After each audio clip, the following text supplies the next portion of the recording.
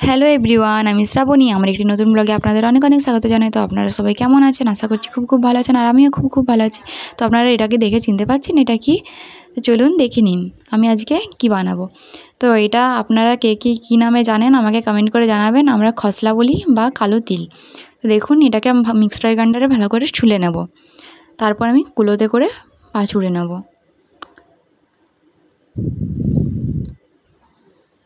এইভাবে এইরকম পরিষ্কার হয়ে যায়, কিন্তু একটুও ভাঙবে না, গুঁড়ো হবে না, তেলও বেরোবে না। তারপরে আমি খসলাটাকে ভিজতে দিয়ে দেবো জলে। দেখুন, যেগুলো ছোলা হয়নি ভালোভাবে সেগুলো ভেসে গেছে জলের উপরে, আর যেগুলো ভিজে গেছে সেগুলো জলের মধ্যে চলে গেছে। ভালো করে ভিজিয়ে নেব। তারপর খসলাটাকে শিল দিয়ে বেটে নেব।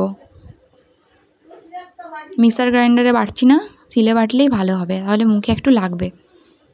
দেখুন, শিলে এভাবে বেটে নেব। এখানে আপনারা রসুন আর কাঁচা লঙ্কা দিয়ে দেবেন। রসুন আর 4টে কাঁচা লঙ্কা দিয়ে দিয়েছি আমি, তাহলে আরও বেশি ভালো লাগবে।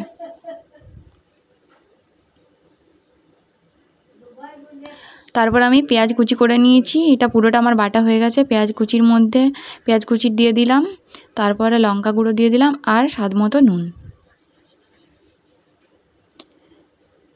একদম পোস্তর মতো লাগে খেতে। এটার পোস্ত কিন্তু বানানো যায় আলু দিয়ে, কাঁকরোল দিয়ে। তিলের পোস্ত বা খসলার পোস্ত। দেখুন, আমার মাখা হয়ে গেছে এভাবে। তারপর আমি কড়াই বসিয়ে দিয়েছি। কড়াইয়ে আমি এরকমভাবে একটা করে দিয়ে দিচ্ছি। কড়াইটাকে কিন্তু ভালোভাবে গরম করে নিতে হবে, তার উপরে দেবেন, না হলে এটা কিন্তু উঠবে না। আপনারা চাইলে এর থেকে একটু পাতলাও করতে পারেন। দেখুন, আমি খসলাগুলো দিয়ে দিচ্ছি। এবার আমি উল্টে নেব। দেখুন, আমার একটা ভেঙে গেল। তো আপনারা একটু গরম করবেন তেলটা ভালোভাবে, আর তেলের মধ্যে দেওয়ার চেষ্টা করবেন। কড়াইয়ের বাইরে দিলে কিন্তু উঠবে না ঠিকঠাকভাবে। তো আমি পুরো খসলাগুলো এইভাবে ভেজে নেব। আমি একটু ছোটো ছোটো সাইজ করছি, কারণ বড়টা লেগে যাচ্ছে। ছোটো করলে ঠিকঠাকভাবে ভাজা হবে।